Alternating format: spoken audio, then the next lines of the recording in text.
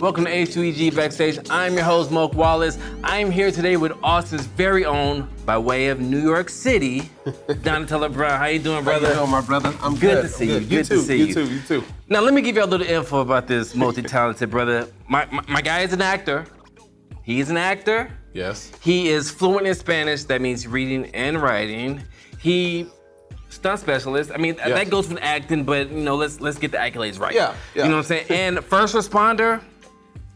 Last but not least, professional athlete for 15 years at a collegiate and a professional level.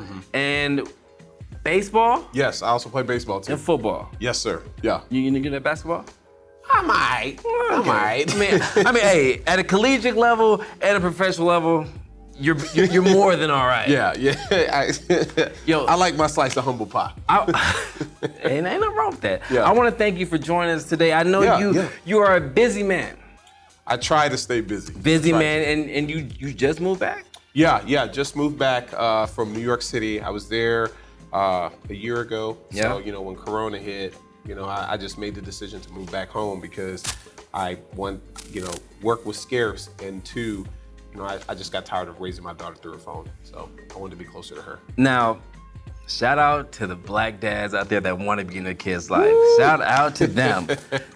Now, you said you was in New York during Corona? Yeah, I was there during the coronavirus until April, and then I moved back. Yeah. So what do you like? Do you like it here more? Oh yeah, I definitely like it. You know, back home more. I believe they were more restricted out there, right? Yeah, it was a lot more restrictions out there, and everything was closing down. So I had to make a decision. It was like, do I want to stay here and go through this pandemic in New York where it's like a serious hotbed, or do I want to come back home where, I mean, it's still bad, but it's better to be, you know, I guess, bad closer to with my family, so with my daughter. So I get that. Yeah. I totally get that. Not knocking that, but as far as work-wise, because I know New York, like the gigs is crazy out there versus here in Texas. Yes. The gigs in New York it's insane, and it's very competitive. Very competitive when it comes to New York when you're doing film.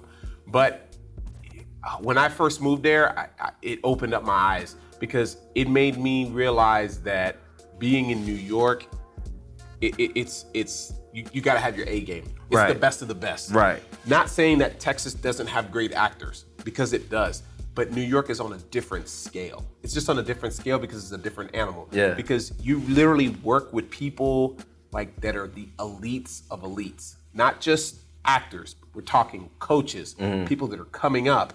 It's not just acting. You got Juilliard, you have ballet, you have, you know, FDNY, NYPD. You know, when it comes to that stuff, you know, New York takes pride in it. And when I moved out there, I didn't know too much about it, but it blew me away because it really was a culture shock. Right. Not just with film, but like you have a melting pot of everything. Right. Yeah. So it's very surprising. Also, you know, with hip hop, music, art, the subway station, these pigeons, they look at you like you owe them rent money. They're very disrespectful. Yeah.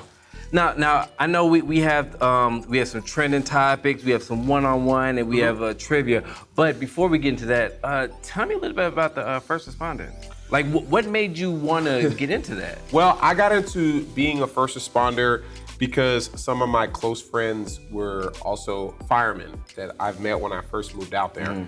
And they were like, you know, you're a big guy, you should really come in and try to be a first responder, or, you know, even be a volley. So I went ahead and you know what? Let's even be a what? A volunteer. Oh, okay. That's what they call it a volley. Yeah. So I came on with a fire department called West Hamilton Beach Fire Department in Queens, New York. Shout out to the Bulldogs. Hey. And I became a carrier, and worked my way up to EMT, and then came over to fire.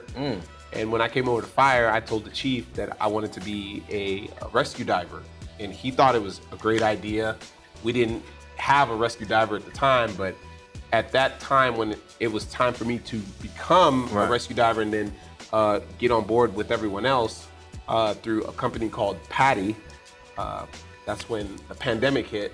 So everything shut down. Not only that, you know, the beaches shut down too. So it's like, how can you really work with water when you really can't because the beaches are closed? So it was, you know, a frustrating time because I worked so hard to get up there because I really want to switch over and be, you know, fire. But you did a little bit of volunteering. Yes.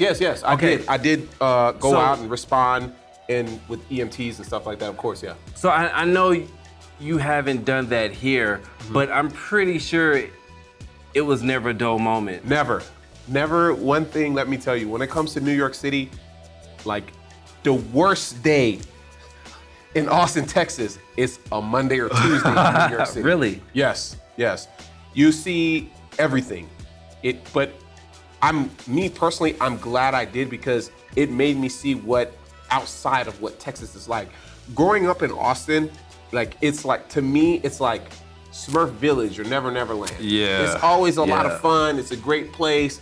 And I mean, yes, obviously there's crime everywhere. It doesn't matter where you go, but Austin is a different place. You see what I'm saying? But when you go to New York City, it is in your face all the time. Whether you're in the subway, you see homeless people, cops, you know, arresting someone, a fire, people responding. Yeah. It's never a dull moment in New York. Now, before we move on, if you can, just give me one good moment you had being a first responder and the craziest moment you had. Craziest moment I've ever had is when we responded to an elderly fall. And I remember we went to go to this lady's house and we picked her up. And, you know, we had to break down the door. We got in, we got her up. And I remember it was the call that came after, literally after. It was a call we came after, we heard what it was. It was a 10 code. Usually it was a 1036 code, 1036 code 3, which means that there's an accident and someone's injured. Okay. But it's not life-threatening, but someone's hurt. Right. So we responded to the call, and when we get there, it was a guy he was overdosing. And that's the first time I've ever seen something like that. Oh, so, yeah. We had to pick him up and carry him and put him in the bus. The bus is what you call EMS. You know, you have the truck, fire truck, but when it comes to the bus, it's the EMS vehicle. So I probably have to say that's the craziest thing I've ever seen. Especially when I first. Yes, Okay, we did save him. We did. Yeah. The person's life did get saved, but you do see some crazy stuff. Also, too, to piggyback off that, I've seen somebody get in a serious car accident on 51st. And I was off duty. First to respond, went, made the call, got the person out. They had, you know, they were injured, but they were going to be fine. I think they suffered like first-degree burns, but yeah, it's something. You see some stuff, but it made me appreciate New York City more. Now, the way my mind works really quick. Now, the first one you said the lady fell. Yeah. You the bust down the door. This is how my mind works. When you bust down the door, who pays for that? Well, when that I do not know. I think they do because when you make the call and you're on lock and you know you fall on the floor, I think that obviously we send them a bill like, hey. Yeah. I mean, I'm not the chief, so you know I just do what he tells me to do. So you know, use a certain tool obviously to break it in or break the door or even a window. But yeah, when it comes to that kind of paperwork, that's the chief or second in command. And so on or off duty is your obligation to if in you see the something, city of New York, yes. In the state of New York, pretty much. You can't. I've noticed even as a volley, like if you see something, you need to do something. You ever think about bringing your talents back to Texas? I've thought about it. I've thought of wanting to get back and trying to be a first responder because I really wanted to be a rescue diver. Right. Like I don't know. I just picked up on it being a part of this fire department. But working at the beaches? Yeah. Well, we respond to like Howard Beach and we respond to the Far Rockaways, which is in Queens, the beach area.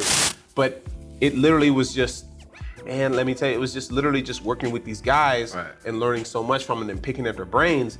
And everyone has like brings their own special like talent to it. And I was like, you know what, like I was an athlete, like I don't know what really to bring into this. So I was like, you know what, I've always been curious about. I've always loved water growing up, living in Panama on the ocean. I was like, you know what, I'll be a diver. Well, that's very good. And I was curious about that. All right, now let's get into some trending topics.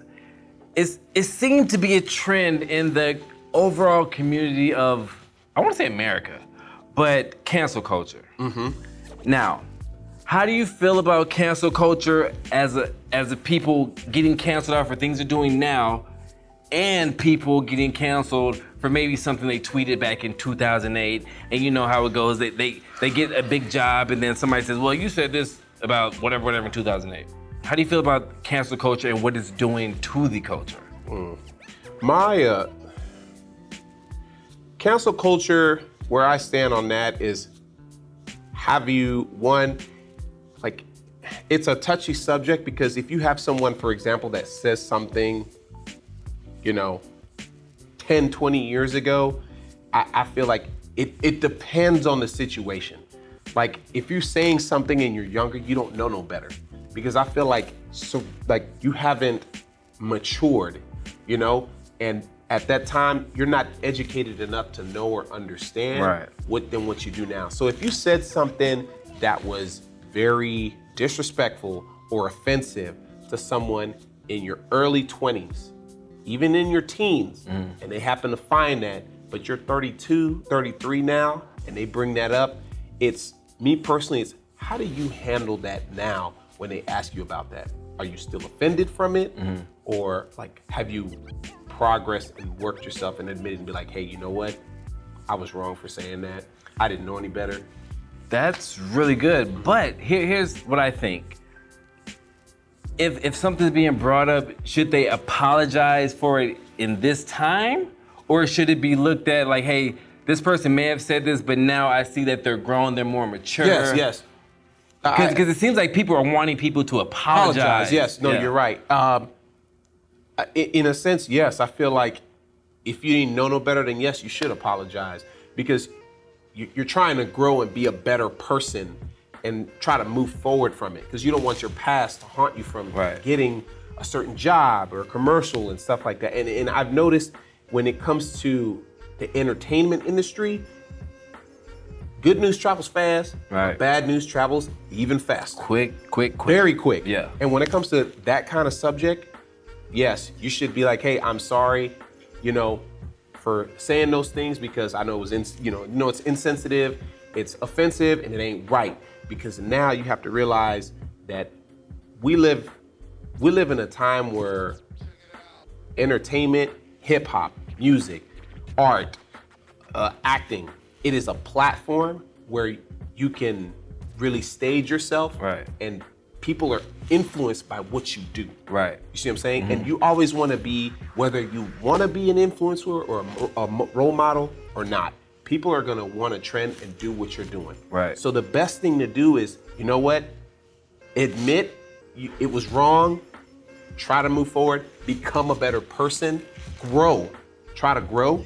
And see where it goes from there. Because when it comes to that, there's always going to be someone that tries to find something, to find something negative about you. So the best thing that you can do is counteract with what they do, but in a positive way. So they'll either fade away, or it just, you won't have to worry about that no more. Because you want people to be like, wow, like Donatello, like he said some crazy stuff back then. But you know what? He's grown now. He's trying to move forward from that. He's very well spoken. He doesn't, he tries to become a positive person, tries to help, be an advocate, like a better role model, and also to just be a positive influence on people and just help out, others that have made the same mistake he did, so they won't have to go through what that person or that individual has gone through. So, do you agree with cancel culture? I don't necessarily, it just depends. Like For example, like if you said something homophobic, right, or something like that, then you need to apologize. Right. You got to apologize. Right. But and you got to see if you can grow from that. Most things are forgivable, but if you murdered someone or something like that, that's different. Right, yeah. You see what I'm saying? Like, it's a very touchy topic. But when it comes to religion, stuff you say, I understand, some people be like, well, we'll say this and this, and they're like, yeah, you're right, but 10 years later, or 5 years, they're like, you know what, that was wrong. Right. You know what I'm saying? So go back, and I feel like, get educated first, because if you don't know any better just because of what someone's telling you instead of you finding out for yourself, then it just makes it worse. You see what I'm saying? I totally get you. Yeah. Now, speaking of cancel culture and things to get you canceled, let's speak about January 6th. For the ones who don't know, could you elaborate just a little bit of what happened on January 6th? January 6th was when some Americans took it upon their own hands to storm the nation's capital. Now, how I feel about that, it was obviously because of they feel that the wrong person won. Right. So, me personally, I mean, the votes were in, people went out and voted, and the voting system, the right person won. And it was counted and recounted. Counted and recounted. Yeah. But certain Trump supporters felt like they were cheated, and they went out and did something that was unethical, a malicious act. And personally, I mean, it wasn't the right way to go about things, right, obviously. And it caused a lot of, obviously, tension between, politics, not only politics, but Americans dividing, one another. Some people, obviously, from what I've seen, aren't friends anymore. Right. And which is, to me, it's terrible, because it's like, what type of history are we teaching our kids? Right. For one. Two, me personally, I feel like if it was another group, for example, if it was Black Lives Matter, then it would have been a different outcome. Do you see what I'm saying? Right. It's only because of what's happened. George Floyd, police brutality, which is it's insane. Yeah. Black men and women fearing for their lives when they get pulled over. And it shouldn't be like that, It would be different if it was minorities instead of the majority. Right. You see what I'm saying? So it's a bad look on us, because not only because of that, but like I've said, politics is very different than what it was when I was growing up. Right. Now that you have social platforms, social media, when you're running for president, congressman, they're in Facebook, Twitter, NFL games, NBA professionally, and it's just, you always hear it. And all of a sudden you have people that, obviously you have Americans, men and women, that disagree, and I understand, but let's agree to disagree. Right. You understand what I'm saying? Makes sense. Not only that, like where I stand with politics, it's not left or right. Me personally, people don't see America as a powerhouse anymore, and I just want to, it would be better if we just came together to steer the ship in the right direction and to help one another instead of tear one another down. Right. No, that makes perfect sense. I agree with you 100%. Now, thinking of that day, because it was a crazy day, and I mean, I accept all type of history. Yeah. You know what I mean? Because it's for the history books. But what was the end game? Like, I get that, if somebody's mad because even, like, you may ask what's the end game in protesters looting and everything, but what did people think was going to happen? Like, did they think it was going to overturn? Yeah, I don't know. I mean, you would think, like we're gonna loot and all this and overturn all this, and then we're gonna get the person we wanted back into the White House, but it didn't turn out that way. And personally, me speaking, like it hits home for me a little more because of what happened with George Floyd, because I went to school in Minnesota. I went to University of Minnesota. So I lived in Minneapolis. Right. So when you see a city that you went to school in, had fun, party in, hang out with your friends, and you see buildings burned down, it hurts, because it's like, this isn't the way to go about stuff. But at the same time, it's like a catch-22, because you can't blame the way people act because of what happened to, especially a black man, an individual, from police brutality. And it just snowballed from there. Right. Now, George Floyd hit different for me because I was raised in Houston, and he was doing freestyles with the screwed up click and everything. Now, I want to stop right there, because that's the whole music thing. So I just want to take it to a lighter note. So the pandemic happened, everything's been happening. Now let's get to the music. Yeah. So, what takeaways do you have from hip hop during the pandemic and before the pandemic? And let me ask you this. Okay. What was your favorite era of hip hop? Oh man. From the time you're born up until now. Favorite era of hip hop, hands down, the 90s. It was. Yes. Like, me personally, I feel like that was the golden era of hip hop, because you had two of the greatest of all time. You had Tupac and Biggie. Two of the biggest like influencers before there was even any kind of social media. Because one, they were rapping or spitting lyrics about stuff that people can relate to. Not only that, they were also, like, for example, Pac was talking about, in an interview, how is it that we got billions of dollars to give away for lottery tickets, but we ain't got no money for the homeless? You see what I'm saying? Yeah. It made you think. Right. I'm not saying that rappers today don't do that. Right, yeah. Yeah, and I'm not taking nothing away from it, but at that time, you had those two. Like I said, you had Nas. These guys, obviously, Diddy. You had Foxy Brown, Lil' Kim. You had some real, real hip hop artists that I grew up in. And up with, and it just, at that moment, it just hit differently. But today's, it's a little different now, because the platform is so much easier for them now than what it was back then. Like, for example, like back then I used to listen to, a lot of people don't really know, I used to listen to MC Lyte. You listen to MC Lyte, you listen to, obviously, Lil' Kim, you listen to Queen Latifah. These are hip hop queens that paved the way.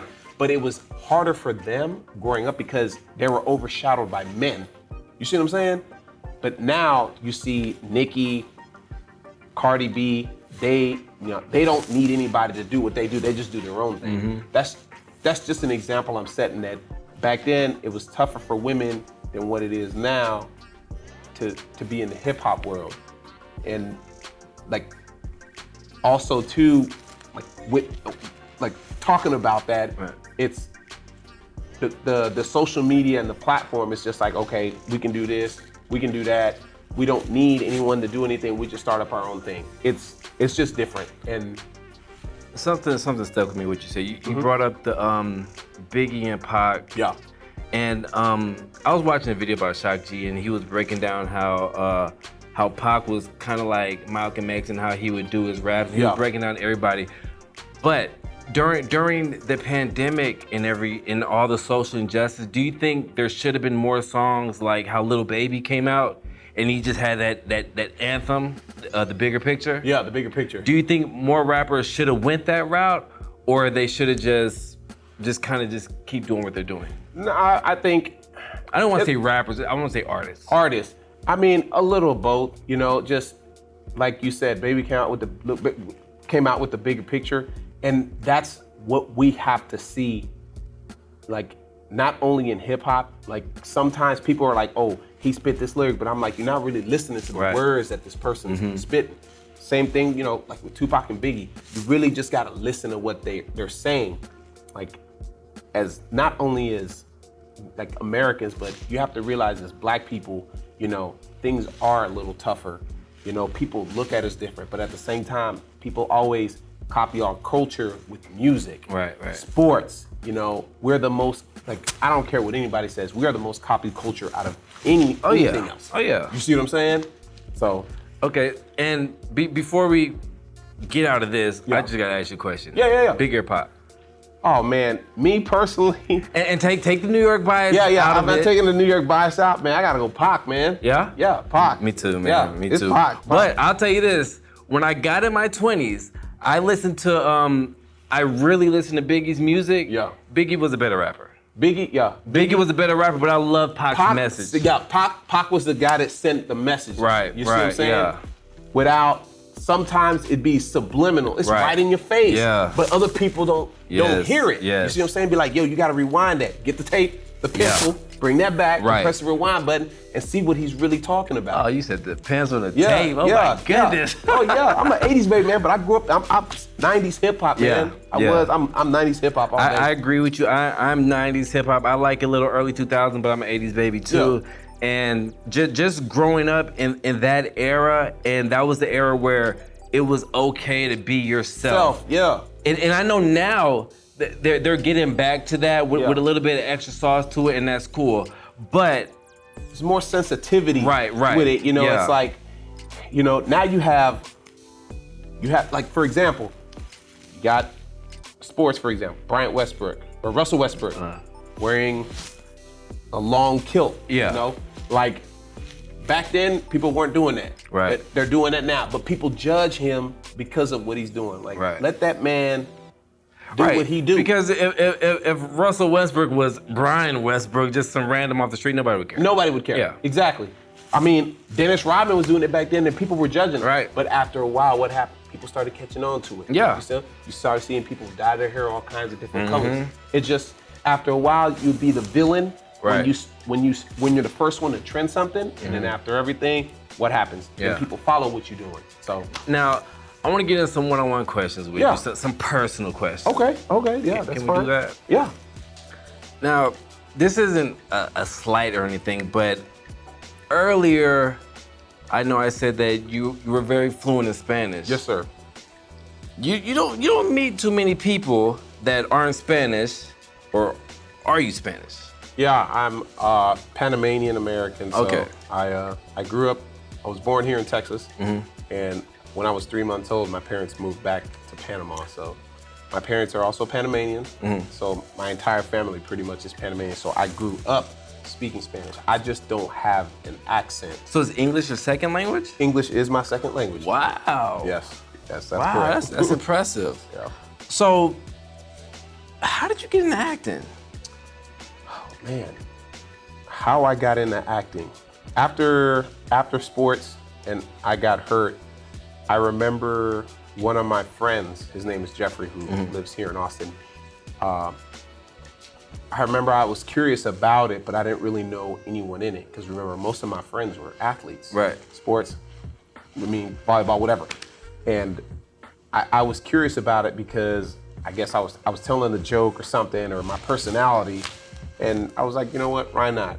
Why not try it? And I remember when the Cowboys played the Redskins, and I went to a random audition for House of Cards. And there was and I waited in line. I didn't get it because I wasn't prepared. I wasn't really prepared. Where was this at? In DC. Okay. This was in DC, outside of the DC area. And I didn't know anything. I just knew, hey, get a headshot, but I didn't really have a resume. So I still auditioned for it, bombed it, met a guy, one of the guys, he was either part of the crew or he was one of the like ADs or producers. And I remember I was standing outside and I was like, yeah, it's my first audition. And he was like, oh yeah, this is your first, of the day, don't worry about it. And I remember he lit a cigarette, and I remember he told me, he watched me and he was like, oh, you'll be fine, just keep, And I was like, yeah, that was my first one. And he was like, yeah, that's your first one. And I was like, no, that was my first one ever. And he was like, what? And I was like, yes, that was the first time I've ever auditioned for anything. And he was like, look, I'm gonna tell you something. And he had a cigarette in his hand, just like this. He was like, you have that it factor. Just keep doing what you're doing. Your personality, he was like, you're tall, good looking man. You have the features. Just, you're very easy to talk to, easygoing. You just have that aura. Right. You just need the training to come with it. And I promise you, it'll all come together. I wish I knew the guy's name. I don't remember his name now, but from that moment, I was just determined. I literally used what I've learned from being a football player, how to mentally prepare myself for acting. I knew that coming in, there was gonna be, I've learned that I'm not always gonna get the part I want. Right. You know, and I don't always want to be typecasted. I don't want always people to be like, oh, he's only getting a basketball player or a football part. So I really had to be more well-rounded. And when I met with my agency, Neil Hamill, agency out of Houston, and my agent, who is one of my very close friends now, Michelle Fitzgerald, she actually helped me become a better actor. Right. She was like, you have gifts, you need to learn how to use them. Don't let people only see one side of you. She said, I know it sounds a little arrogant, but you have to be a little bit. Let people know all of your talents, not just playing sports, not just playing baseball. Let them know you speak Spanish. Let them know you like to surf. Let them know you like you fencing. Let them know that you like, you wanted to be a first responder or you're curious about it. And from that moment forward, it just snowballed. I just kept getting booked for stuff through her. And once that transitioned more, she was like, you need to go to LA or New York. And I was like, I'm not going to LA, I'm going to New York. So can we just take this time real quick to just lightly flex on some of the things you've done? Some of the things I've done, I've played a cop on Law & Order SVU a couple times. I've also, I was Kawhi Leonard's stunt double for H2EG commercials. Wait. Yeah. Wait. Yeah, I did a stunt. Wait, can I tell you something really quick? Yeah. I used to work valet. I worked at valet when it was Radisson downtown. These people came from San Antonio. They said, hey, we need a black guy for a commercial, for H2EG commercial. Yeah. I was in a Spanish H2EG commercial, never seen it to this day. Never seen it, but I was there. They treated me like royalty, and the pay was great. Pay was great, yeah, it's always great. How are you a stunt double for Kawhi Leonard? I can see it though. Yeah. You kind of look like him. My agent, it wasn't necessarily the look, it was more of the frame. That's what it pretty much was. It was like, he's 6'4" or higher, he's well built. We're not necessarily gonna do his face. What it was is they built a plane, like part of a plane. And it was me pretending to jump out of a plane. So Tony Parker pushes Kawhi Leonard, and before he jumps out, they say cut, and I come in and take the jump for him. It was that, also a bicycle scene, and then dunking. So Kawhi was about to go up, cut, I come in and do it for him. Were they nice? Yeah. They were not him. I also got to talk to Manu Ginobili because obviously he's a Spanish speaker. So this is golden era Spurs. It was him, Tony Parker, Manu Ginobili, and DeMarcus Aldridge was there too. Wow. Yeah. And Pop rolled up, but he came on late. I didn't really, try to, interact with him because by the look at his face, he was on a mission to do something else. But the players that I've met, they were, they were nice. They treat you with respect, treat you like people. That's the difference between film here than what it is in New York. You're not supposed to talk to, actors and stuff because you got to keep professional. I understand that, but me, I was like, no, I'm talking to these people. So what do you prefer more? What did you have fun with more? The acting roles or the commercial roles? Me personally, I have more fun with the acting roles, especially like when I went to school for criminal justice, for law enforcement. Right. That's what I was getting my degree towards. But when I get those roles, I have more fun because you work with cops, former cops, federal agents, Secret Service, And it's the one time that you get to have fun with these props and actually look like, you know? And it's fun too also because like I've worked with, like I said, Ice-T. And when I first met him, you know, I didn't know he was from Crenshaw because he said something about LA and Crenshaw.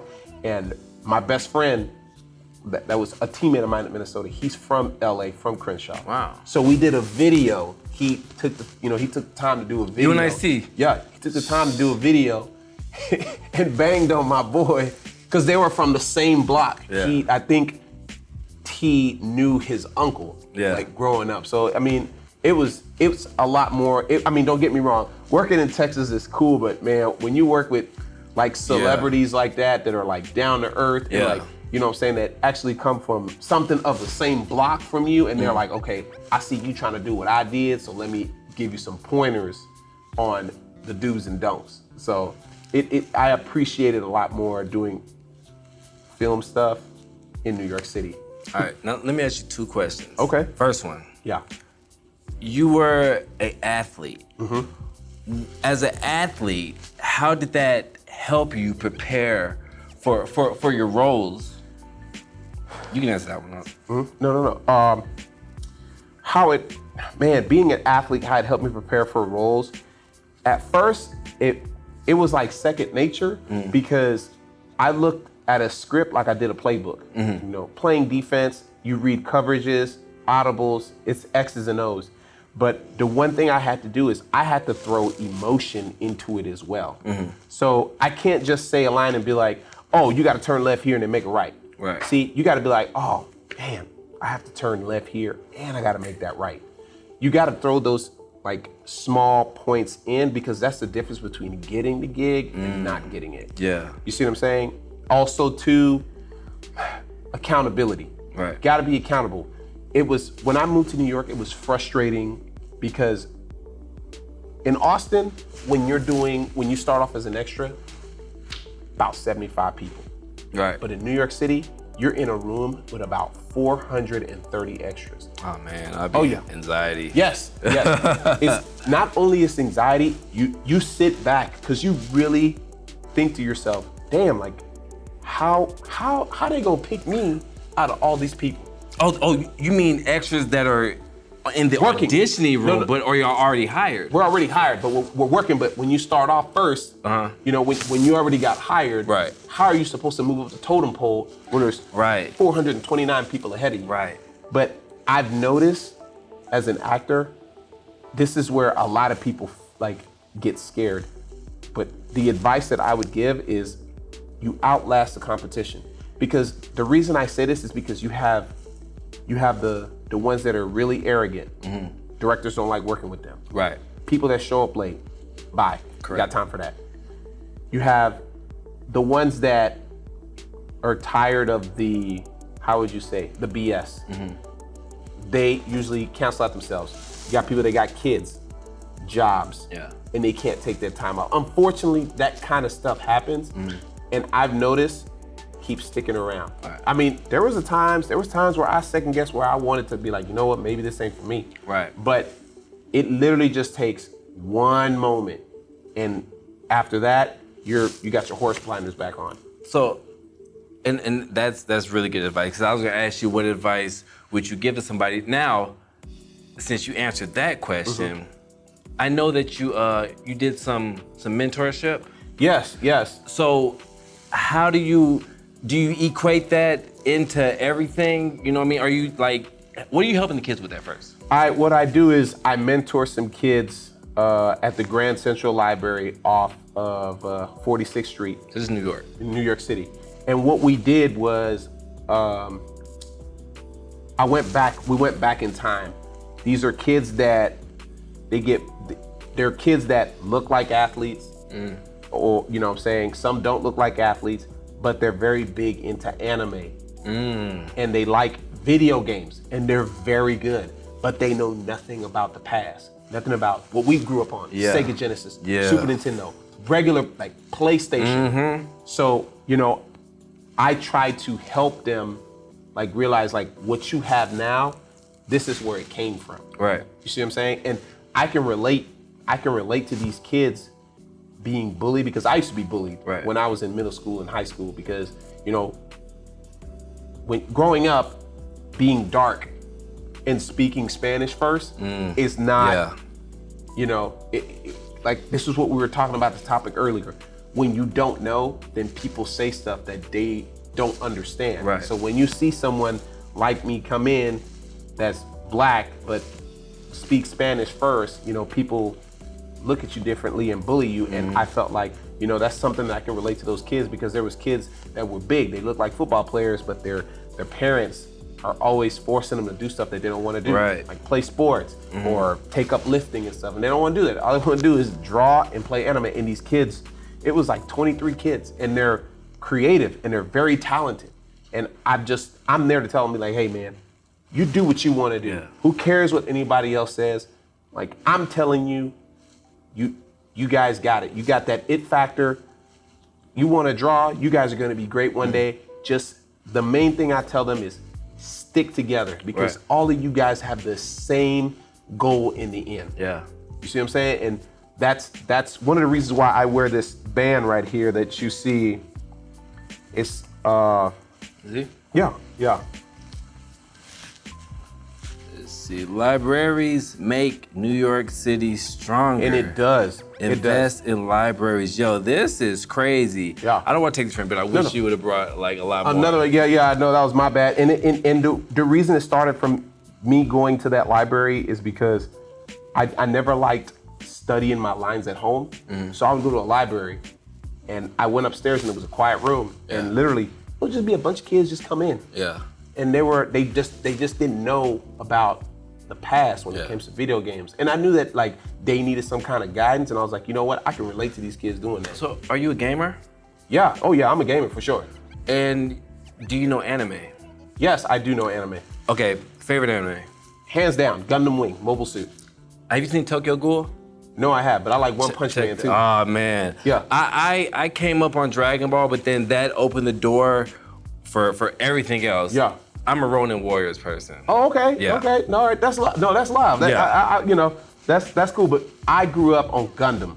You know, then Dragon Ball came. Yeah, Gundam was. Yeah, and my favorite. Okay, I would have to say Gundam, but also my favorite cartoon or anime at that time growing up was Voltron. I love Voltron too. So I'm a gamer, and I do follow anime a lot more because of these kids, because of, like what they know. So yeah. So as a gamer, what are you playing right now? Right now I play System. I got a PS5. I play Call of Duty. I play, sometimes I go back in time, I play Rayman, Mario RPG, Mario Kart, because I have a daughter too. So my daughter, she's 5, so we play, she doesn't play Call of Duty, but she plays Mario Kart. Yeah. I also have a Nintendo Wii, so that's more like safer for her. And family oriented. Yeah, family oriented. I also, all of the Marios growing up, I'm big on Ace Combat. So I'm big on Ace Combat. Like fighter jets, Yeah, big on fighter jet games, man. I'm waiting on them to come out with more games for PS5, because right now I'm just playing everything I had for PS4. But the Call of Duty Vanguard beta is out. Yeah, I've been playing that. Oh man. Yeah. But that's crazy, man. Like I love meeting a fellow animator and a fellow gamer. Now, you seem to be knowledgeable about a lot of things. A couple of things, yes. Couple of things. I want to hit you with some trivia. Okay. All right. I'm ready for it. All right. When we come back, we will have some trivia brought to you by Hypocritically Acclaimed. Welcome back to H2EG Backstage. I'm your host, Moke Wallace, here with special guest Donatello Brown. My good guy, are you ready for some trivia? Yes, I'm ready. Let's get it. All right. Today's trivia is brought to you by Hypocritically Acclaimed. I hope you are ready. I'm gonna start off easy for you. Okay, cool. All right. Which actor voiced both Darth Vader and the Lion King's Mufasa? Oh man, James Earl Jones. And that is correct, sir. Now we are going to move into true or false. All right. In the race for the most Academy Awards, Denzel Washington is tied for 4 with 4 Oscars. True or false? That is true. That is false. Ah! Denzel Washington only has two Academy Awards. All right. Which famous actor has to go? Samuel Jackson or Denzel Washington? Famous actor has to go? Yeah, you're gonna pick one. Oh, man. I'm sorry, but Samuel got to go. Denzel is... All right. I agree with that. Kinda. I'm a Samuel Jackson fan, but that's good. Yeah, but... Denzel's well versed. Denzel, yeah, very. All right. One of these famous comedians has to go. Okay. Bill Burr or Adam Sandler? One has to go? Yeah. Adam Sandler. Bill Burr is that dude. Okay. I'll give you that. Let's see. Ooh, in The Matrix, does Neo take the blue pill or the red pill?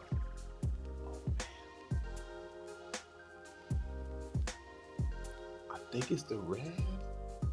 Final answer. We're not doing think. You gotta give me an answer. I think it's the blue pill. Red pill. Second guessing yourself, man. Come on. Which social setting has to go? Big parties or small gatherings? Big parties. I'll give you that in this day and age. That is true. Yeah. All right. Last but not least. Okay. One has to go. All right. Text messaging or phone calls? Oh, man. I'm old school, so text messages has got to go.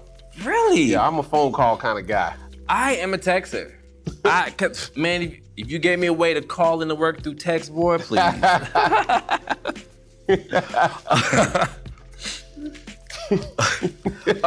Let me give you because I want to just give you a bonus round. Okay, all right. Okay. I'm okay. Okay. What TV show was Jack Nicholson referring when he ad-libbed, "Here's Johnny in The Shining. Here's Johnny." What TV show was he ad-libbing? Where did he get that from? Man, what's that? Here's Johnny. Johnny. Was it? Yeah, you gotta give me a final answer. We think of The Shining. Was Jack it a TV show? What TV show did he get the oh gosh, man, I know the TV show. You want a hint? What's the? Yeah, it was a talk show. The talk show. Late night with Here's Johnny. Oh man, Johnny Carson. Yes, sir. Yeah. Yes, sir.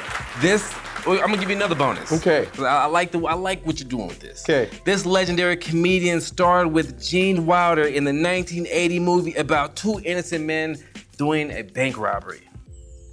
Gene Wilder, innocent men doing a bank robbery. Do you want a hint? Yes. He was on fire.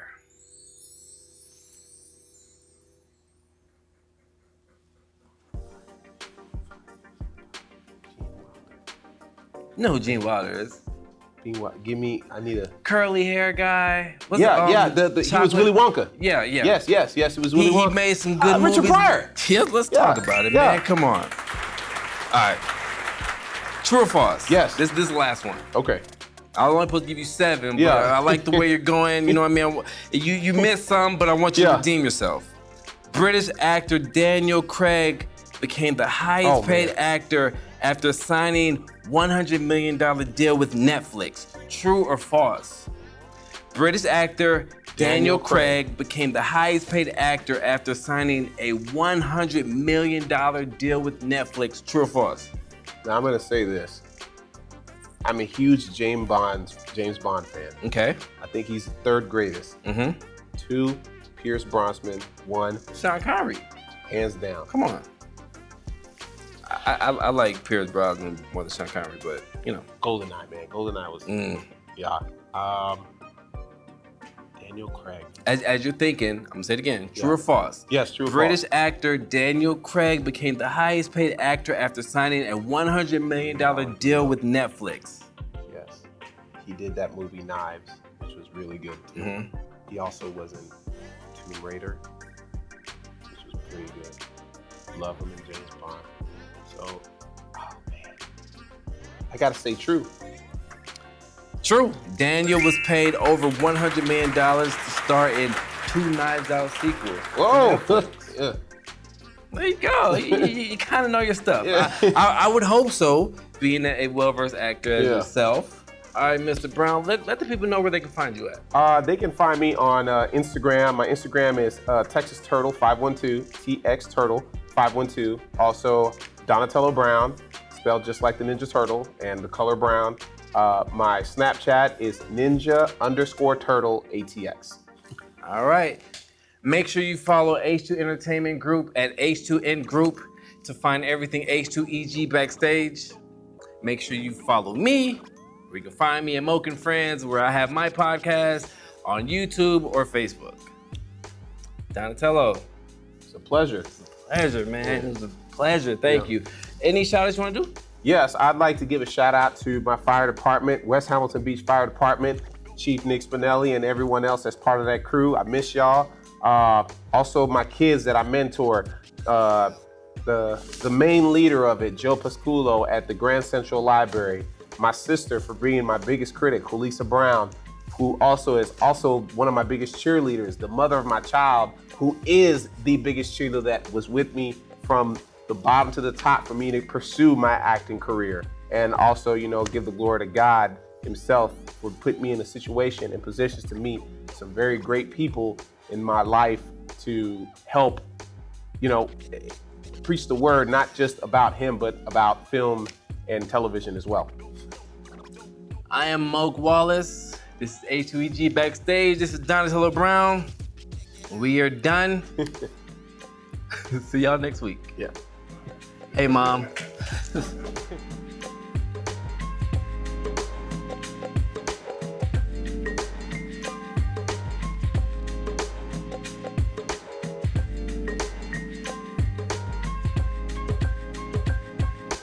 Nope.